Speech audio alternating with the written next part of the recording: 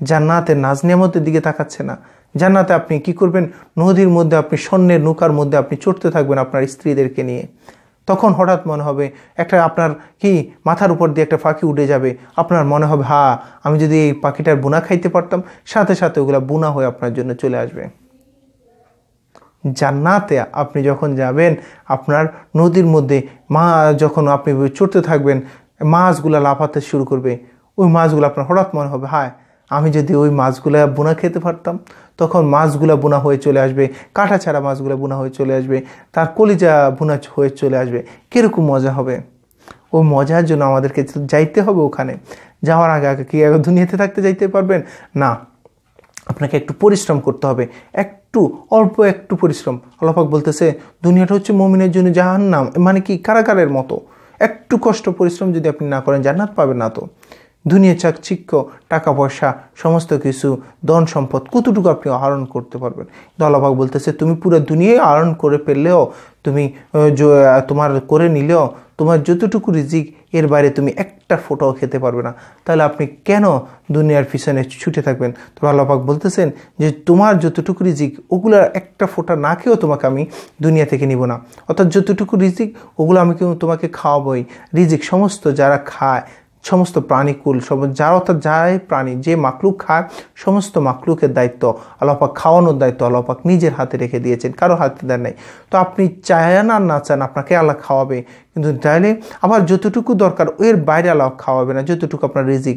তো এই আল্লাহ খাওয়াবে, আবার ততটুকুই খাওয়াবে, এর বাইরে তাইলে আপনি কেন এই নিজের জন্য নিজের জীবনটাকে জাহান্নামের দিকে নিয়ে যাচ্ছেন? হারাম হালাল কিছুই বুঝতেছেন না। জান্নাতের দিকে একটু দৌড়ান। জান্নাতের নাজ নিয়ামতগুলার সম্পর্কে একটু জানেন। গানগুলা কেমন হবে, মধুর হবে, যে তখন গানের দিকে আপনি তাকিয়ে থাকবেন আল্লাহু আকবার। এরপর হচ্ছে এখানেই শেষ না, আল্লাহ পাক জান্নাতে সবচেয়ে শ্রেষ্ঠ নিয়ামত যেটা আমরা কি করব, আমাদের মজার জিনিস হচ্ছে যে জান্নাতে আমরা দুনিয়াতে যেরকম বাজার যাই, জান্নাতে প্রত্যেক সপ্তাহে একটা দিন শুক্রবার আমরা বাজারে যাব। ওখানে গিয়ে আপনি কি করলেন, জান্নাতের বাজারে দক্ষিণ দিক থেকে একটা বাতাস বের হবে। ওই বাতাস যখন আপনার নাকে লাগবে, সাথে সাথে আপনার চেহারাটা আরও সুন্দর হয়ে যাবে। যখনই আপনি আবার আপনার জান্নাতে যাবেন, তখন আপনার স্ত্রীরা, হুরেরা বলবে যে হ্যাঁ আপনি যখন গেছেন এর থেকে আপনি আরও উত্তম সুন্দর হয়ে আবার আসছেন। তখন আপনিও আবার বলবেন ও হুরগুলাকে আল্লাহ আবার আরও নতুন সুন্দর করে দিবে। তখন আপনিও বলবেন যে তোমরাও আগে থেকে আরও অনেক সুন্দর হয়ে গেছো। আপনি জান্নাতে যখন বাজারে যাবেন, তখন একটা সদাই করবেন যে জান্নাতে বড় বড় সুন্দর সুদর্শন অনেকগুলো ছবি থাকবে, ফটো থাকবে। আপনি যে ফটোটা নিজে নিয়ে যাবেন, নিজে ওই যে ফটোটা ধরবেন, আপনি মনে হবে যে আমি এই ফটোটার মতো যদি হইতে পারতাম, ওই ফটোর ওই ছবির আপনার ওই মানুষটার মতো ওই চেহারা আপনি ধারণ করবেন। এরকম সুন্দর হবে জান্নাতে। সবাই মিলে জান্নাতে আমরা যেরকম শুক্রবার মসজিদে আমরা জুমার দিনে একত্রিত হই, জান্নাতে প্রত্যেক শুক্রবার ওই বাজারে আমরা সব জান্নাতিরা একত্রিত হব। ওইখানে সুখ আর সুখ, আমরা গল্প গুজবে ব্যস্ত থাকবো। আমাদের রাসূল আমাদের সাথে থাকবেন ওইখানে, ওই জান্নাতে, ওই বাজারের মধ্যে। রাসূল আমাদের কেমন কাছে থাকবে বলা হচ্ছে, প্রত্যেকটা মানুষের তার পাশের বন্ধুটা যেরকম তার কাছে গেসা থাকে, এরকম গেসা সে দেখবে তার রাসূলকে। এরকম নাজ নেয়ামত রাসূল, আল্লাহু আকবার, রাসূলকে পেয়ে যাব। সবচাইতে শ্রেষ্ঠ নিয়ামত যেটা আমরা পাবো, আল্লাহর দিদার পাবো। আল্লাহ আমাদেরকে জান্নাতে দেখা দিবে, কেমন মজা হবে ওখানে। আমরা জান্নাতে গিয়ে কোরআন তেলাওয়াত শুনতে পারবো। আমরা বলবো যে আল্লাহ তুমি তো আমাকে কোরআন আমাদেরকে পাঠিয়েছো, তবে যদি একটু জান্নাতে কোরআন শুনতে পারতাম। আল্লাহ পাক তখন সবচাইতে দুনিয়ায় সবচেয়ে সুন্দর মধুময় কণ্ঠর দাউদ আলাইহিস সালামকে কোরআন পড়ার জন্য কি করবেন, বলবেন। কোরআন তিনি কি করবেন, কোরআন পড়া শুরু করবেন, সূরা তোহা থেকে শুরু করবেন।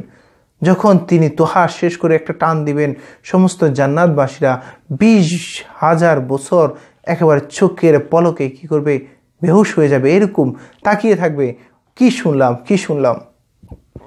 এই অবস্থার পরে রাসূল সাল্লাল্লাহু আলাইহি সাল্লামকে কোরআন তেলাওয়াতের জন্য আল্লাহ পাক সুযোগ করে দিবেন। তখন রাসূল সাল্লাল্লাহু আলাইহি সাল্লাম আল্লাহু আকবার কোরআন তেলাওয়াত শুরু করবেন, সূরা ইয়াসিন দিয়ে শুরু করবেন। তখন রাসূল সাল্লাল্লাহু আলাইহি সাল্লাম সূরা ইয়াসিন শেষ করবেন, 50,000 বছর আমরা তাকিয়ে থাকবো, কি মধুর সুর শুনলাম। হায়, দুনিয়াতে কি শুনতেছি, 4-5 মিনিটের হারাম, যেগুলো শোনার সাথে সাথে তো গুনাহ হইতেছে, কবিরা গুনাহ। কিন্তু আমার রাসূলের ওই কণ্ঠের, মায়াবী কণ্ঠের সূরা ইয়াসিন আমরা তেলাওয়াত শুনবো, কি মজা লাগবে। এরপর সমস্ত কিছু শেষে আমরা এবার আল্লাহকে সবচাইতে শ্রেষ্ঠ নিয়ামত আল্লাহকে দেখার সুযোগ পাবো। আল্লাহর মুখ থেকে, সব কুদরতি মুখ থেকে আল্লাহ পাক আমাদেরকে কোরআন তেলাওয়াত শোনাবেন। আল্লাহ পাক পবিত্র সূরা রহমান পড়া শুরু করবেন। তখন আল্লাহ পাক বলবেন, আর রহমান, তোমরা যার জন্য অপেক্ষা করেছো সে রহমান আমি।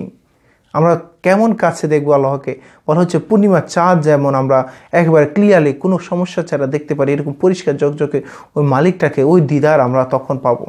কেমন হবে? আল্লাহ পাক সূরা রহমান যখন পড়া শুরু করবেন, আমরা সবাই শেষ হয়ে কি মানে আমাদের 50-1 লক্ষ বছর আমাদের কোনো হুঁশই থাকবে না। এইরকম মজা করে আমরা জান্নাতে নাজ নিয়ামতগুলো আমরা বুক করতে থাকবো। এই জন্য আসুন না একটু কষ্ট করি, জান্নাতের দিকে দৌড়াই, একটু ইবাদত বন্দিগির মধ্যে তা কাটাই। যে নিয়তে যাই কিছু করি, পড়ালেখা, চাকরি বাকরি, কাজকর্ম যাই কিছু করি না কেন, 5 ওয়াক্ত নামাজ যেন আমার থেকে না ছুটে, আমার দ্বারা যেন হারাম না হয়, আমার দ্বারা যেন সমস্ত ভালো কাজগুলো হয়, যেন এক অন্যায়ের মধ্যে আমি যেন কোনোভাবেই না ইনভলভ হই। আপনি একটু চিন্তা করেন, জান্নাতের দিকে একটু চিন্তা করেন, জান্নাতে নাজ নিয়ামতের দিকে। প্রত্যেকটা ফলের টেস্ট থাকবে 70-এর অধিক টেস্ট। একই ফল খাচ্ছেন, প্রত্যেকটা কামড়ের সাথে সাথে আপনার টেস্ট চেঞ্জ হয়ে যাচ্ছে। 70-এর অধিক টেস্টের আপনি কি করবেন? একটা ফল খাইতে থাকবেন। কি মজাটা না হবে ওই জান্নাতে? আসুন আমরা একটু দৌড়াই, চকচক ওই জান্নাতের ওই ভাষাগুলোর দিকে তাকান, ওই কামরাগুলোর দিকে তাকান, ওই পোশাকগুলোর দিকে তাকান, ওই হুরগুলোর দিকে তাকান। যে হুরের দিকে তাকাবেন, যে গায়কের দিকে তাকাবেন, সাথে সাথে আপনার হয়ে যাবে, আপনি তার সাথে কেউ মেলামেশা করতে পারবেন। ওই হুরগুলার দিকে তাকান, ওই গায়কগুলার দিকে তাকান, কি সুরটা না হবে, কি মধুর হবে। ওই মালিকটার সাথে দেখা হবে। আপনি একটু চিন্তা করেন, যখনই হারাম ধরতেছেন, হারাম খাচ্ছেন, হারাম কাজ করতেছেন, ওই জান্নাতের দিকে লক্ষ্য রাখবেন। দেখবেন সাথে সাথে আপনার হারাম থেকে বেঁচে থাকতে পারবেন। যেখানে যে অবস্থায় থাকি, 5 ওয়াক্ত নামাজ যতদিন নিঃশ্বাস আছে, 5 ওয়াক্ত নামাজ কখনোই ছাড়বে না।